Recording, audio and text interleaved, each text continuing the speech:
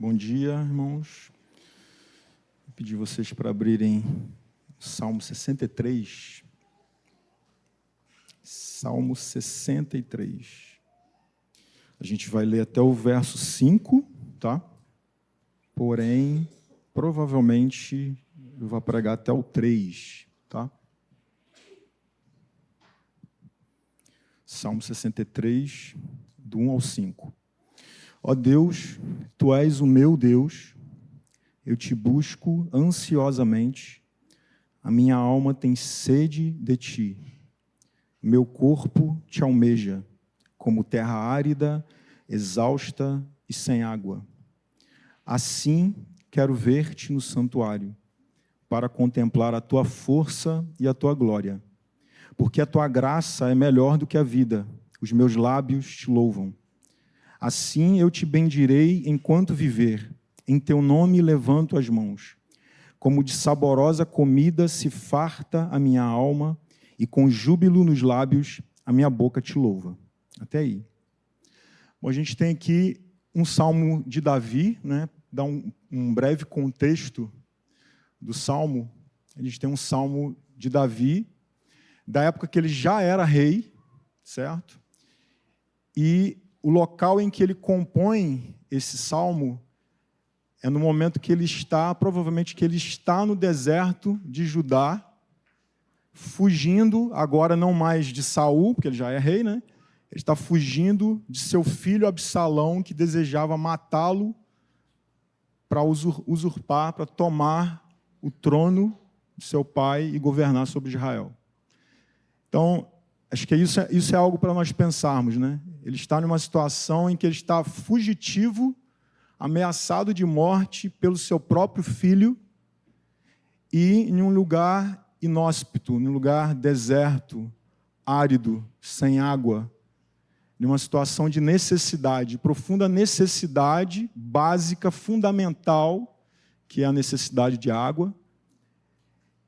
Provavelmente, muito provavelmente, com o coração ferido por ter um filho atrás dele, caçando ele para usurpar o trono, matá-lo e tomar o governo de Israel, com as emoções feridas por causa disso, por ter um filho desejando a sua morte.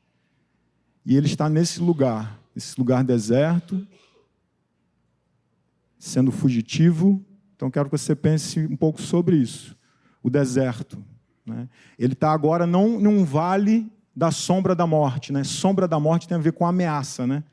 Porque a nossa sombra não somos nós, né? Tem a ver conosco, mas não somos nós. Mas ela projeta, é uma projeção de alguém. Então a sombra tem a ver com ameaça, né? Então, ele não está aqui num vale da sombra da morte, mas ele está num deserto e sob ameaça de morte. Entende? Numa situação desse tipo que ele está. E ele, isso agora, né, a Bíblia não diz, mas penso eu, pode ser, é uma possibilidade, né? Pode ser, provavelmente, que ele tenha uma pequena harpa com ele. Ou se não tem, pelo menos ele canta essa oração ao Senhor, esse lamento, esse desespero ao Senhor, tá? Então, é um salmo de sede espiritual. Isso é importantíssimo da gente pensar. Ele está expressando a sede espiritual dele aqui. Então, quero ir com você, verso por verso, para a gente poder perceber isso, né? Mas antes de entrar nisso, é um salmo, é um cântico sobre sede espiritual. Nós somos seres que temos algo dentro de nós que Deus fez, que Deus colocou, e todos nós temos essa sede espiritual. E essa sede que nós, seres humanos, temos, nós vamos procurar saciar de inúmeras maneiras. Sendo nós convertidos ao Senhor, nascidos de novo, ou não, ou vou melhorar a ordem, não sendo nascidos de novo, ou sendo nascidos de novo. Nós, todos os dias, em todos os momentos, nós estamos procurando, estamos buscando desesperadamente saciar uma sede interior. Assim como Davi estava naquele deserto, desesperado por água para saciar a sede dele e saciar e matar essa que é a mais básica e fundamental e primária necessidade humana, do corpo humano, beber água. Nós podemos passar dias sem comer.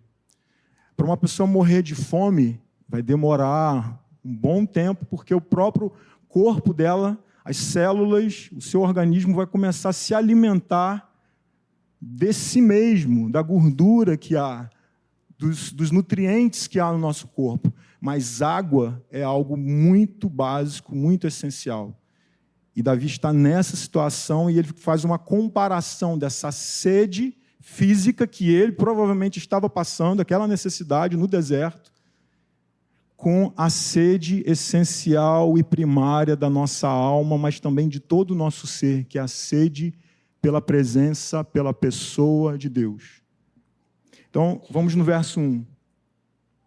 Essa primeira frase de Davi é importantíssima, porque todo o salmo ele vai ser construído a partir dessa primeira frase. Ó Deus, tu és o meu Deus.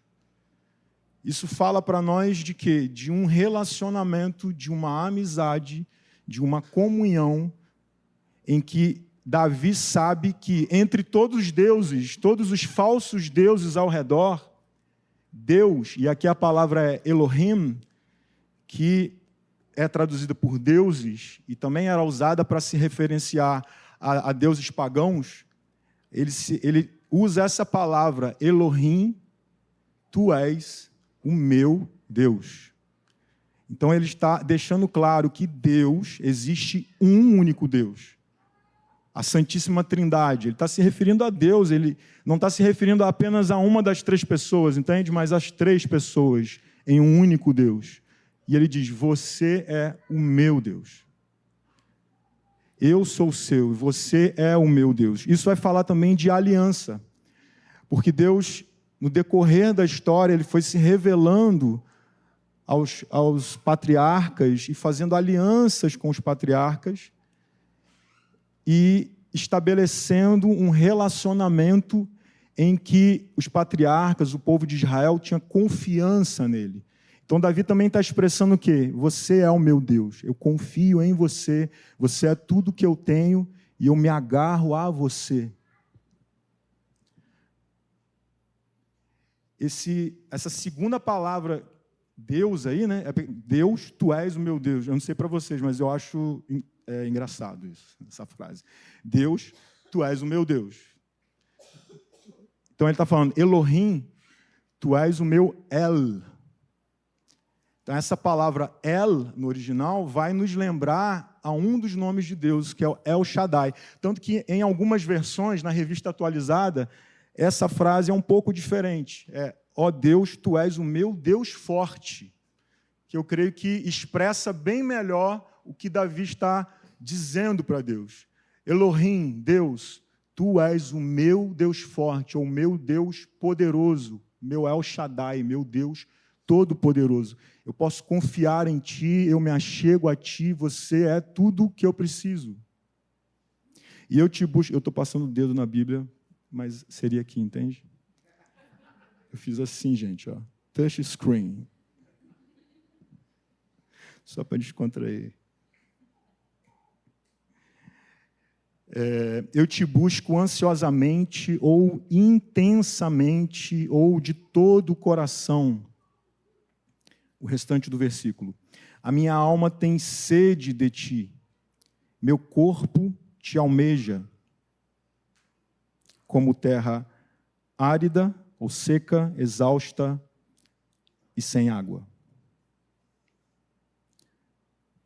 Então ele está falando, aprofundando mais essa sede dele, né?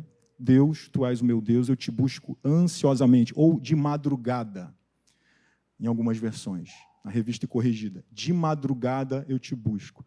Ele está estipulando, ele está expressando que, para Deus, que você é a primeira prioridade do meu dia. Você é essencial para mim. Eu preciso encontrar com você para ter a minha sede saciada.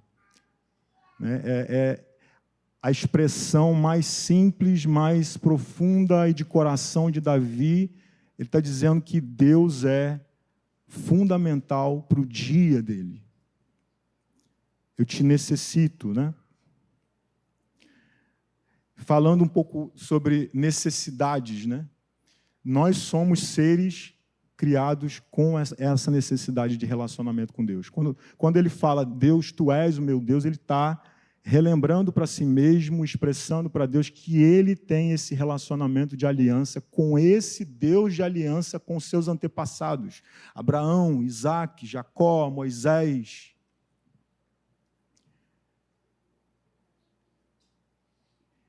E a gente vê isso não só em nós, que já somos salvos, fomos alcançados pela graça de Deus, mas a gente vê isso muito nitidamente nas pessoas que não têm Deus, porque elas buscam satisfação em várias coisas. Eu vou citar aqui, eu vou ler um pequeno trecho de 2 canções, talvez alguns identifiquem. Então, uma canção que eu vou citar aqui, ela diz assim, eu não consigo, é uma tradução, tá? Eu não consigo nenhuma satisfação. Eu não consigo nenhuma satisfação, ele repete, porque eu tento e não consigo, E aí, no decorrer da letra da canção, ele vai falando de coisas que ele faz para tentar obter essa satisfação e não consegue, sempre volta no refrão, né? Isso que eu citei aqui é o refrão da música.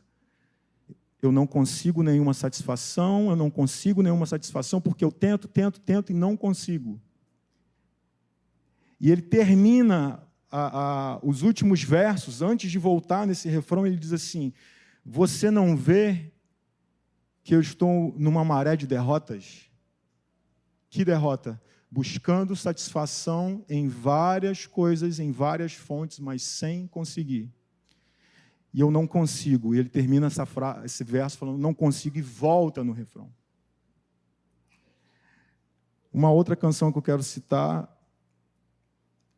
diz assim, bebida é água, comida é pasto. Você tem sede de quê? Você tem fome de quê? Talvez alguns aqui já estão conhecendo, né? A gente não quer só comida, a gente quer comida, diversão e arte. A gente não quer só comida, a gente quer a vida como a vida quer. Bebida é água, comida é pasto. Você tem sede de quê? Você tem fome de quê? A gente não quer só comer, a gente quer prazer para aliviar a dor. Essa frase me pega. A gente quer prazer para aliviar a dor. A gente não quer só dinheiro, a gente quer dinheiro e felicidade. Entende? Nós buscamos aliviar essa dor. E uma das formas que a gente busca para isso é dinheiro, mas no fundo a gente quer o quê? Felicidade. Se você quiser abrir, acho que não precisa, não sei se vai passar aqui, mas em João 7:37, no último dia da festa de tabernáculos, Jesus se põe de pé, uma coisa atípica para um rabino. Os rabinos normalmente se sentavam, seus discípulos se achegavam a eles para receberem ensino. Jesus se põe em pé e diz, em voz alta, João 7, do 37 ao 39, ele diz em voz alta, uma outra coisa atípica para um rabino. Se alguém tem sede, venha a mim e beba. Quem crer em mim, como diz a Escritura, do seu interior fluirão rios de água viva. E isso ele disse a respeito do Espírito Santo, que os que nele crescem haviam de receber, pois o Espírito, até aquele momento, não havia sido dado, porque Jesus ainda não havia sido glorificado. Quero enfatizar com você o começo do versículo 38. Jesus diz, ele chama até ele, né, para beber, certo? Final do verso 37. No começo do 38 ele diz, quem crer em mim, como diz a Escritura, rios de água viva fluirão do seu interior. Jesus une aqui O conhecimento das Escrituras, o conhecimento intelectual, teológico, doutrinário, a leitura das Escrituras, com o ser cheio do Espírito e o fluir desse rio de águas vivas que é o próprio Espírito dentro de nós. Então, ele une duas coisas, a mente, a alma e o Espírito. Isso dentro de um corpo. Então, nós somos uma unidade. Quando Davi fala no próximo versículo, vamos ler o próximo versículo do nosso texto base. Depois dele se comparar àquela terra, aquele lugar árido, seco, certo? Quando ele se compara a esse lugar seco e árido, eu queria puxar sua mente para você lembrar de um lugar, talvez para alguns mais familiar, mas do Nordeste brasileiro e do chão rachado. Alguém já viu isso? Ou, de repente, você teve até lá. Um chão rachado por falta de água. Davi está ali com as emoções dele quebradas por uma situação de estar sendo perseguido pelo próprio filho. Mas não apenas isso, ele não está focando muito nisso, nem na própria sede física que ele está passando, mas na sede da alma e do espírito dele, que precisam encontrar com a fonte de satisfação e de deleite, de alívio para ele, para o ser interior dele. Vamos para o versículo 2. Assim, quero ver-te no santuário, para contemplar a tua força ou o teu poder e a tua glória. E eu vou preferir usar a palavra poder aqui, tá? Poder e glória. Mas vamos pela primeira palavra, assim. Essa palavra me pega também. Assim, vírgula. Assim como sedento, desesperado por água. Como alguém que está no deserto, procurando, buscando água, e qualquer pequeno sinal de água vai correr até aquele lugar para beber, para se saciar. Nessa situação de sede desesperadora, assim, Davi quer o quê? Ver Deus, o Deus dele, no santuário, para contemplar o poder de Deus e a glória de Deus. Então aqui vai ficando bem mais clara a sede de Deus, a sede de Davi por Deus e como saciar essa sede. Ele quer contemplar o quê? O poder de Deus e a glória de Deus. Então quero me deter um pouco com vocês nessas duas palavras. Poder, né? A palavra no original vai ter vários significados, como qualquer palavra hebraica, e um desses significados também é majestade, tá? Algo majestoso, poderoso. Ele sabe que o Deus dele é poderoso, tanto que lá no primeiro versículo, lembra? Ele fala, Deus, tu és o meu Deus forte, o meu Deus poderoso. Como que nós podemos contemplar? Se contemplar a Deus tem a ver com beber dele para ser saciado, e é literalmente isso que Davi está falando aqui, como que nós bebemos de Deus para nos saciar? Contemplando o Senhor. Com os olhos do nosso coração. Com o nosso ser interior. Davi disse no primeiro versículo, a minha alma tem sede de ti, o meu corpo te deseja como terra árida. Ou seja, todo o ser dele, a mente, os pensamentos, as emoções e o próprio corpo. Então, todo o ser dele, esse ser que são 3 em 1 também, corpo, alma e espírito. Com todo o ser, ele deseja estar com Deus, para contemplar Deus e assim ser saciado, assim ter deleite. E o primeiro atributo que ele vai citar aí de Deus é poder. Como que nós podemos contemplar o poder de Deus? Romanos 1, 16 e 17 diz assim: pois não me envergonho do Evangelho, porque é o poder de Deus para a salvação de todo aquele que crê, primeiro do judeu e também do grego.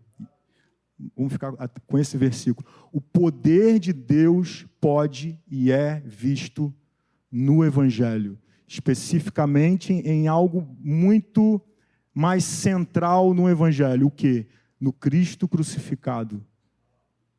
Em uma dessas três pessoas a quem Davi está se relacionando, está se expressando, o Filho pendurado, nu, na cruz, depois de ter sido torturado em nosso lugar, ali, com as mãos furadas e os pés furados. O poder de Deus é visto, e isso é escandaloso, porque é um homem em uma posição, numa situação de total fraqueza. A fraqueza de Deus é mais poderosa do que o poder e a força dos homens. Recentemente eu estava vendo um filme que eu não vou nem indicar, porque eu não gostei muito, então não é tão legal, mas acho que a única coisa que para mim que ficou do filme, que me chamou a atenção, é daqueles filmes de vikings, né? Então tem mortes. E aí um viking, eles estavam se preparando para atacar uma vila que era de cristãos. E aí um falou assim: mas será que o Deus deles vai lutar contra nós e contra os nossos deuses? Aí um outro viking respondeu assim: não, o Deus deles é um homem morto, pendurado numa árvore. Uau! Percebe como é um escândalo? O nosso Deus é um homem morto, pendurado num pedaço de madeira. E isso é o poder de Deus para nos salvar. Nós podemos contemplar o poder de Deus especificamente nesse lugar onde Jesus morreu, no lugar de pecadores. E a partir disso nós podemos contemplá-lo glorificado nos céus, intercedendo por nós à direita do Pai, porque foi depois de fazer a purificação dos nossos pecados que ele ascendeu aos céus e foi exaltado e recebeu o nome que está acima de todo nome e está intercedendo por nós, e é de onde ele voltará. Os nossos olhos precisam ser diariamente colocados no Cristo crucificado, porque isso é o poder de Deus. Contemplando esse homem na cruz, nós contemplamos o poder de Deus e somos saciados no nosso interior, podemos beber de Deus. A outra palavra que Davi cita aqui é glória, né? Ele quer contemplar o poder e a glória de Deus. Então, essa palavra vai ter a ver com abundância, o que é muito interessante. Ele quer contemplar a abundância de Deus. Ele está com sede. E em Deus tem abundância para nos saciar. Tem a ver com esplendor, com honra, com dignidade, com reputação. Como que nós podemos contemplar essa glória? 2 Coríntios 4, 6, eu creio que nos dá uma dessas respostas.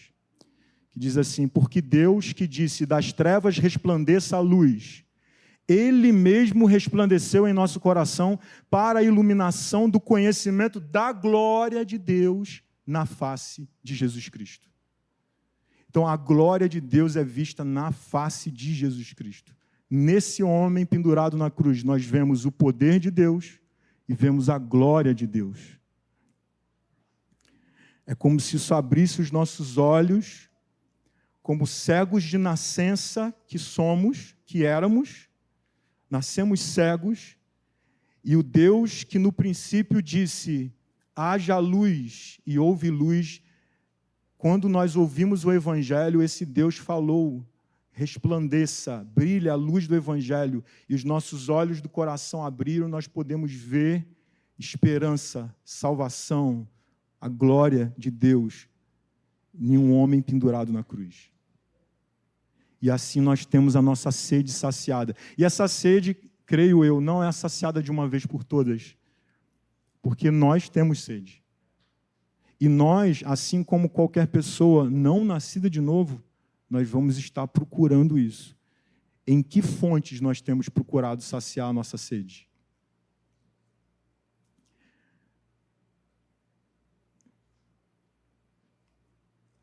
próxima palavra que eu quero enfatizar com você está no verso 3.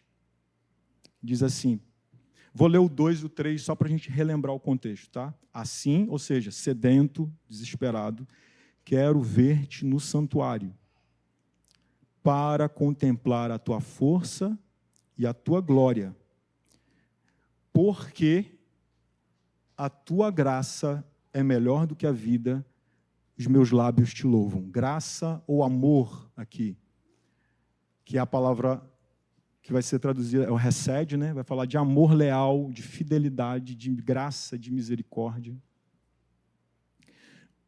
Mais uma vez eu passando o dedo na página.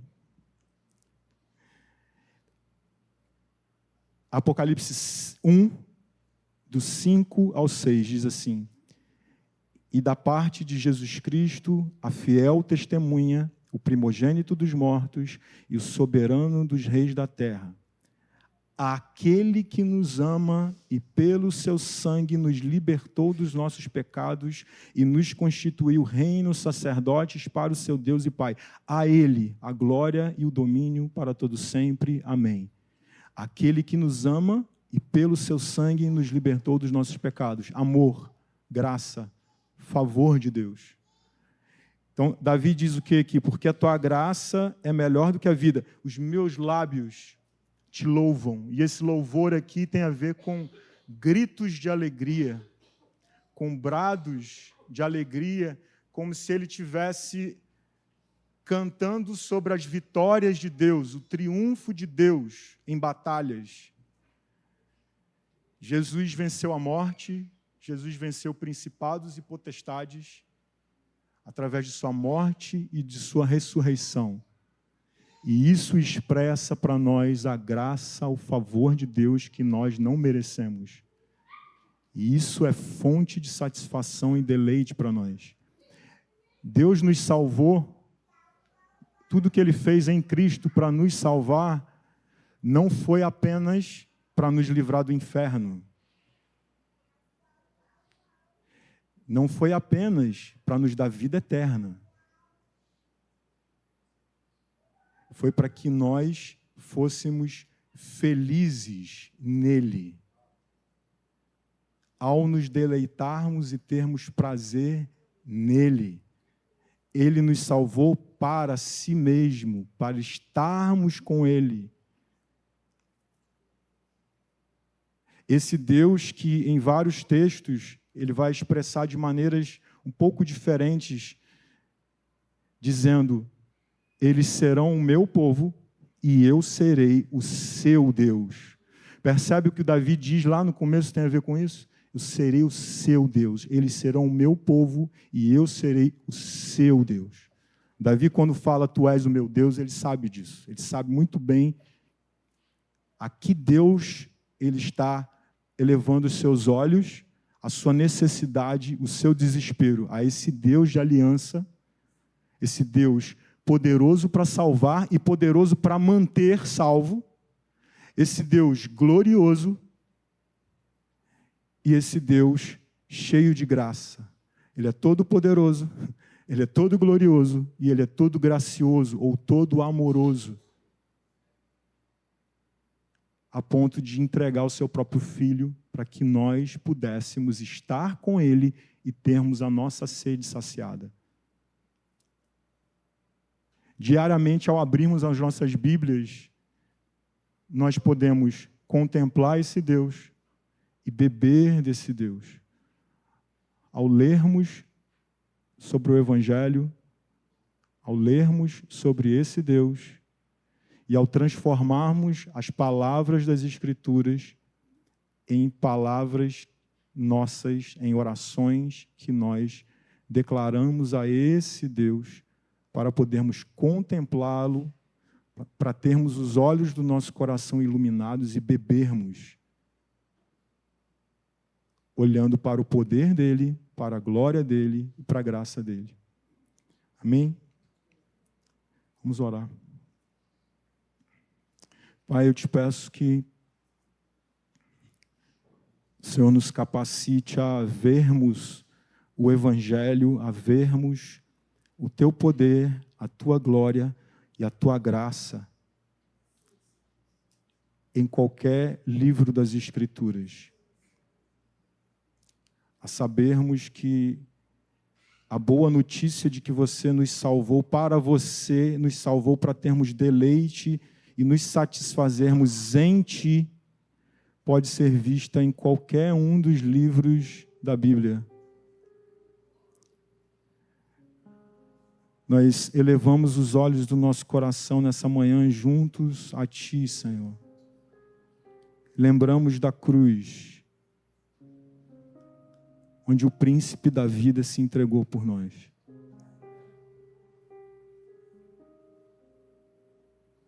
Olhamos para Ti na cruz, Senhor, para o Teu corpo, para o Teu sangue, para o Teu corpo que é verdadeira comida, para o Teu sangue que é verdadeira bebida para nos saciar. Obrigado pelo Teu Espírito que você derramou sobre nós. O Senhor derramou o Teu Espírito sobre nós para nos saciar. O Senhor derrama o Teu Espírito sobre nós para nos saciar. Ensina-nos a viver os nossos dias nesse deserto que nós vivemos, sem a plenitude da Tua presença aqui entre nós ainda. Ensina-nos a cada detalhe dos nossos dias estarmos caçando a Tua presença como alguém sedento no deserto em busca de água, desejando ver, contemplar o Senhor nas conversas que temos, nos almoços que temos, em todos os momentos informais das nossas vidas. Nós queremos aprender a estar contigo, a Te buscar, Te contemplar e sermos saciados. Ensina-nos, Senhor, ensina-nos, para a glória do Teu nome, Jesus. Amém.